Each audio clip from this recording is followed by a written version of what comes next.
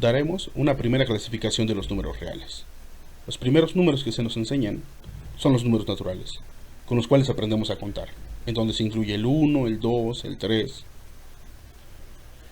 Una vez que se nos enseña a sumar y a restar, es necesario ampliar nuestro conjunto de números, y es por eso que aparecen los números enteros, en donde ya se incluye al 0 y a los números negativos. La siguiente operación es la multiplicación y la división. Para ello, nuevamente ya no alcanzan los enteros, y es por eso que hay que ampliar nuestro conjunto de números, y es en donde aparecen los números racionales, en donde ya se incluyen tanto las fracciones como los números periódicos. Fuera de estos, existe otro conjunto de números, que son los irracionales, en donde ya aparecen números como pi, raíz de 2, e. Nótese que los naturales forman parte de los enteros forman parte de los racionales, y todo esto son los racionales. Estos dos los pongo separados porque los números reales se clasifican entre irracionales y racionales, y todos ellos forman al conjunto de los números reales. Los números reales es un conjunto dotado con dos operaciones binarias, las cuales me permiten asociar dos elementos con un tercer elemento de los mismos números reales. Estas dos operaciones las vamos a llamar suma y producto. Ellas me satisfacen ciertos axiomas.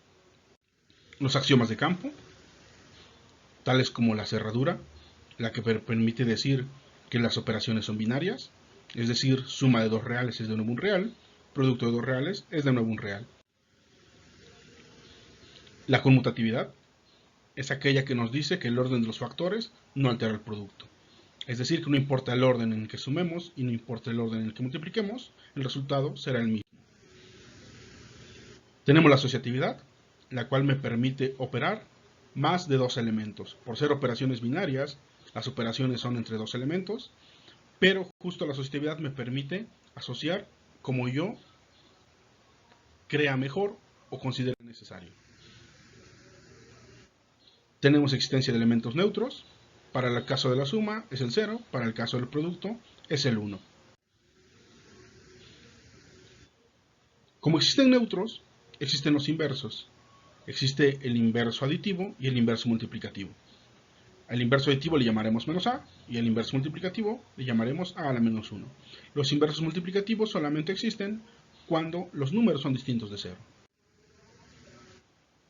Y una operación o una propiedad que nos permite relacionar la suma y el producto es la distributividad.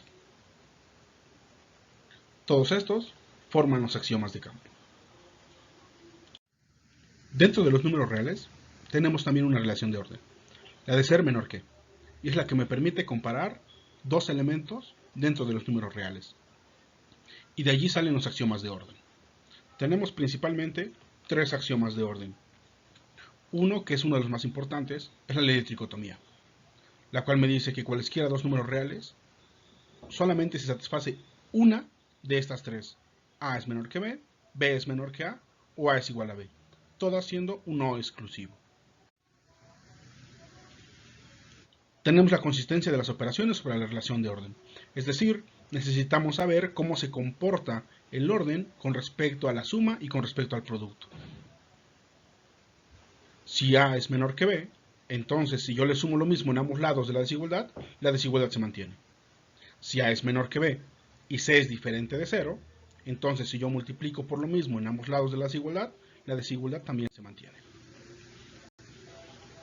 Y finalmente tenemos la transitividad. Si yo tengo que A es menor que B y que B es menor que C, entonces A va a ser menor que C. Es decir, le va a transferir la propiedad de ser menor que. Uno de los axiomas más importantes, y es de los que más conflicto causa entre los estudiantes, es justo el axioma del supremo. El axioma del supremo es el que nos permite diferenciar a los números reales de muchos otros conjuntos. Es decir, de muchos otros campos. Por ejemplo, Q es un campo, el de los racionales, pero no cumple el axioma del supremo. ¿Qué dice el axioma del supremo? Pues dice que si tenemos un subconjunto de R acotado superiormente y diferente del vacío, este va a tener supremo. Y además el supremo será de nuevo un número real.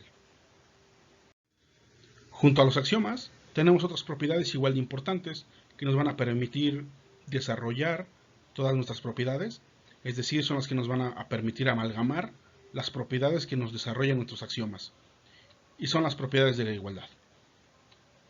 La primera de ellas es la propiedad de simetría, es decir, si A es igual a B, entonces B es igual a A. También tenemos la consistencia de la suma con respecto a la igualdad y la consistencia del producto con respecto a la igualdad. Es decir, si yo sumo lo mismo en ambas cosas que son iguales, o multiplico lo mismo en ambas cosas que son iguales, el resultado será el mismo. Y además tenemos finalmente la transitividad. Si A es igual a B y B es igual a C, entonces A es igual a C. Es decir, B le transfiere la propiedad de ser igual a A y a C.